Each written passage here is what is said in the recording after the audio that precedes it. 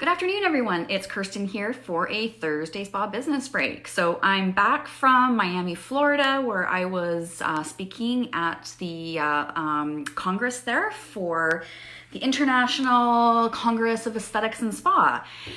They have a Long Beach show, they have a Miami show in the fall, and I know they have other shows in the spring. So I'm back, I'm in my cozies today. It was a long trip there and a long trip back coming from the west coast of in BC, Canada here to head all the way down to Florida, kind of a milk run for flights.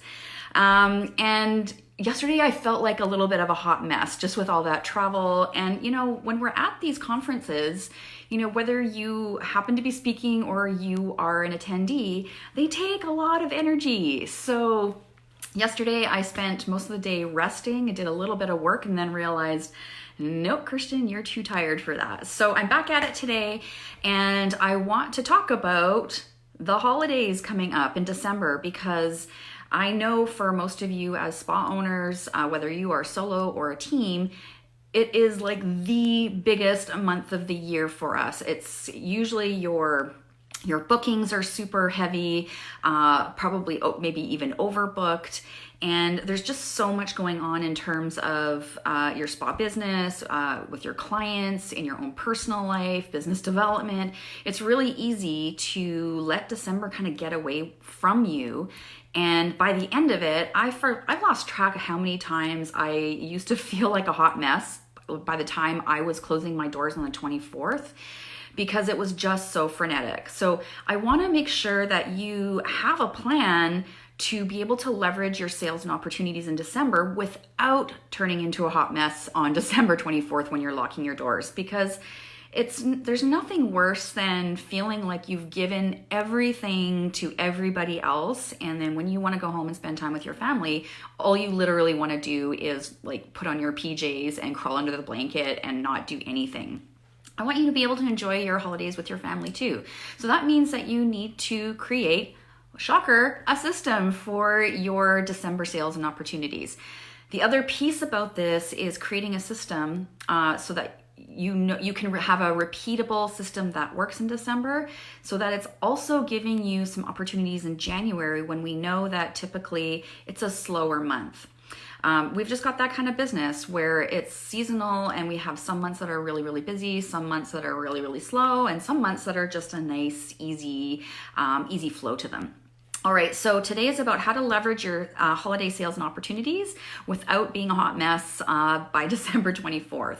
So I'm literally going to give you a step-by-step plan here, and it starts today for you.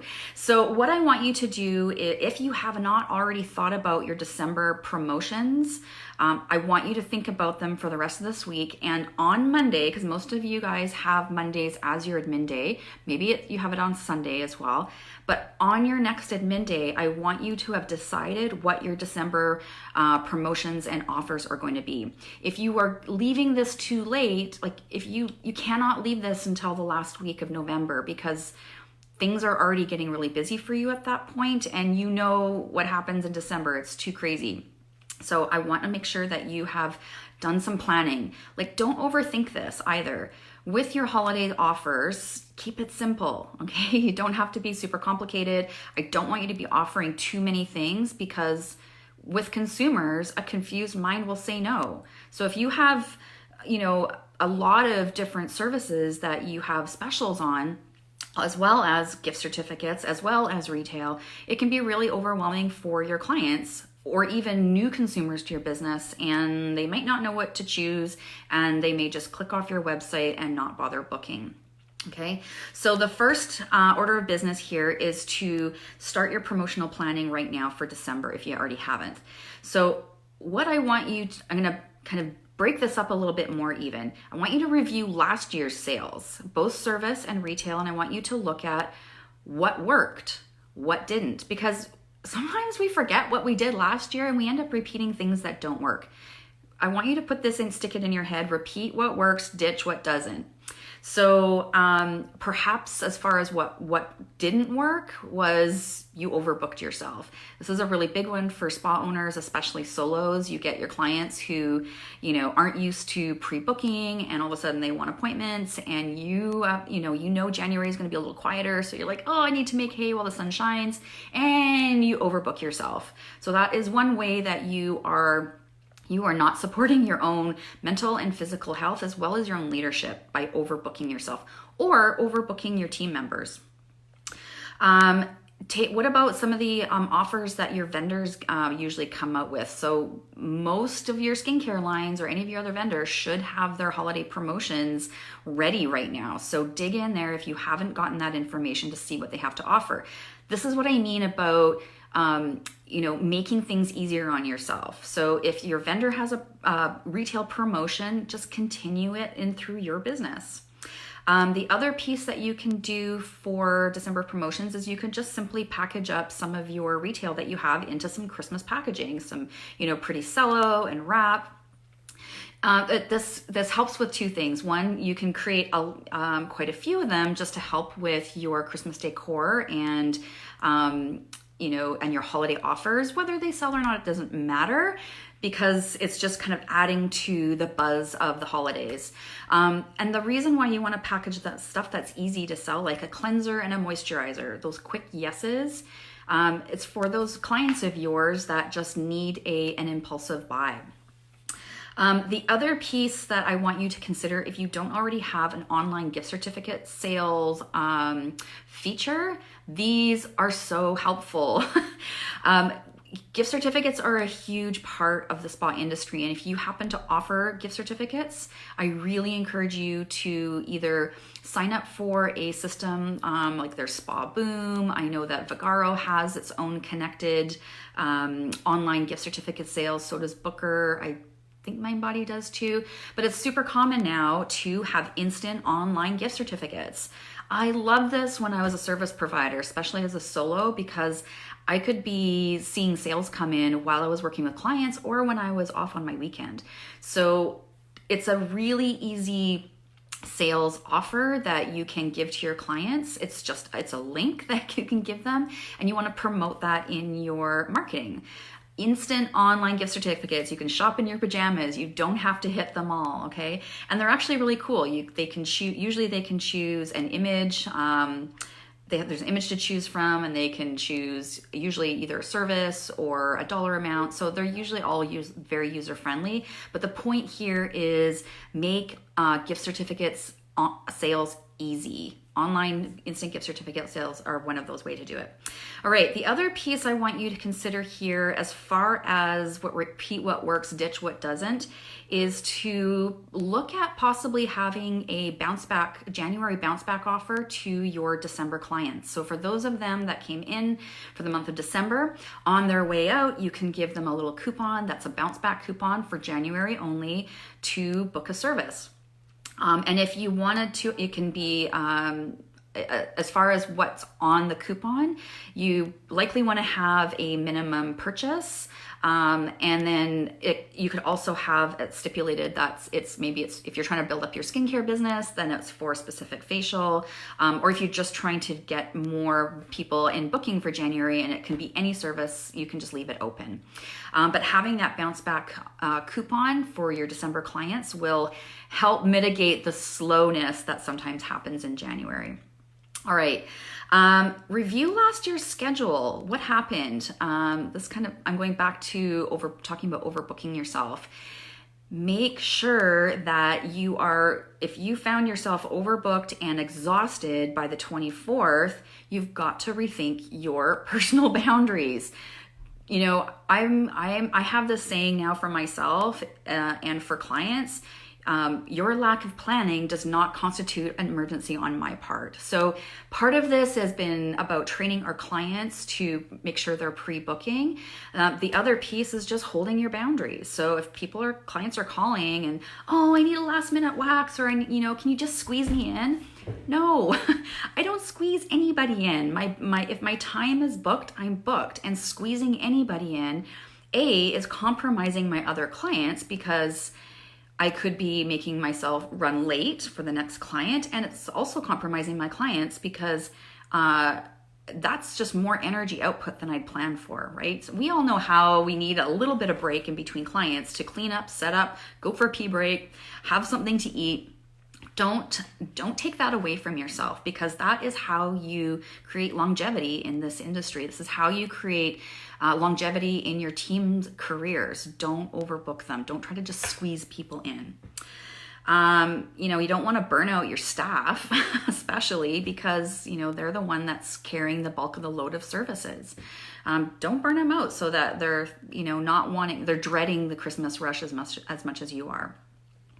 And when our team is feeling burnt out, the fact of the matter is that they're just not giving as great a service. How can you possibly be as present and as connected when you are that tired? Okay. All right. And then the final piece here is about any of your December promotions. So yes, you can have a service promotion if you want. You can have retail promotions, but just keep them simple. I find a lot of you struggle with your marketing anyways, as far as communicating in your marketing. And part of that piece of having trouble communicating in your marketing is sometimes you've just got too many things being offered. And of course, then the messaging gets confusing. So keep it simple. Okay, so that I want you to decide, review what happened last year and decide on what your December promotions are going to be by Monday, November 11th, okay? So the week of November 11th, that's next week, what you're going to be working on, because you've now decided on your offers, you're going to be creating your email marketing for December. Have two. So you want to write your December 1st email, and essentially all you're going to have in there is, welcome to December, happy holidays, this is what's happening at the spa this month. You want to have your service feature, any of your retail feature, and then your holiday hours, okay? Have that written and then scheduled to go out December 1st. Do that for next week. The other piece I want you to do with your email marketing next week is also to write a follow-up email to be scheduled mid-month. We all know, our emails, our inboxes are really full, and our clients are going to have a lot of other emails in there. So don't worry about, I don't want to send more than one email. I don't want to bug my clients. No. That's not, as long as you're providing value in your content, which you are, send out the second email somewhere between the 10th and the 15th. Just as a reminder, this is what's happening in the spa. You could even do an update of these are the appointments we have left until Christmas. And like a last call, okay? And of course, if you have instant online gift certificates, have that little tidbit in there as well with a hot link to the gift certificates. So have both of those. You can easily have those emails written and done by the end, during next week. That shouldn't be don't overthink things. Write out your email, have somebody proofread it, do a kind of fresh eyeballs on it, and then schedule it, the one for December 1st and another one between the 10th and the 15th. All right.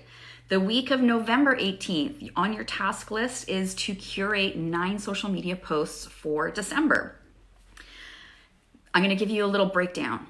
You want to have 3 of those social media posts as educational posts, and they can be, if you are a general spa or skin therapy, it could be, winter skin tips. It could be wow ingredients, so one could be winter skin tips. Another one could be wow ingredients for winter skin.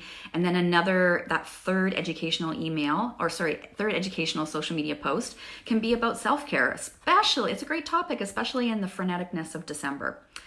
You're also going to create 3 promotional posts. One should be pre-book your appointments, or even these are the ones that are left. You want to have 1 promotional post as your holiday service feature and 1 promotional post as your retail holiday feature. Okay, so there's 3 promotional posts. And then finally, you want to have 3 engagement posts. So I would do 1 gratitude post. Maybe you are creating, you found a gratitude quote that you like. Maybe it's just in gratitude, little image, and you're writing a little personal message about your own gratitude for your clients from you in the spa. And then one engagement post that's just inspiration. I'm sure there's lots of quotes out there as far as inspiration. I'll leave that up to you as far as what feels right for you and your brand and your tribe of people. So that's curating that social media content. So you're gonna have 9 images and 9 pieces of copy. And I've just mapped it out for you. So that happens the week of November 18th, all right? Now, the final week of November, so that you're not a hot mess by December and you're able to leverage all of those sales and opportunities. If you have a team, I want you to book a team meeting for the beginning of that at some point in that week. You want your team to know exactly what's happening in December, so everybody is aware of the workflow, aware of what's being offered for services or retail features, because really the power of marketing, yes, we do social, yes, we do email marketing, yes, we have our website, but really you can absolutely powerfully leverage your existing clientele just through in-spot conversations. So have the conversations. Make sure your team is prepared and knows what to talk about, all right? We already know that it's way too easy just to slip into these personal conversations. I'm telling you, that absolutely 100% undermines your sales opportunities, and then it just becomes kind of awkward at the end when you're thinking, oh, I've got to sell them something, or I should be selling them something. All right, so at your staff meeting, you're going to talk about your holiday hours that you're open. You're going to talk about maybe there's extra staff hours available, so maybe some of your part-timers are bumping up to full-time or 3/4 time. You want to also discuss anything that could disrupt the workflow for December. So, and if you can, have any backup plans. So what if somebody gets sick? If you guys are fully booked, just whatever. This is that part of going back on last year and looking to see what happened. If anything happened with the schedule that kind of went a bit like a gong show, then bring it up at your team meeting just so that everybody knows how to handle the month of December.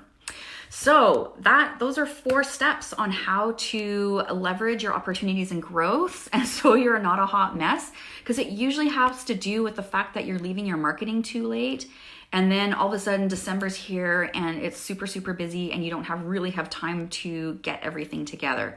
So start your marketing right now this week, and I've mapped out exactly which action steps you need to be doing for each week until December 1st starts.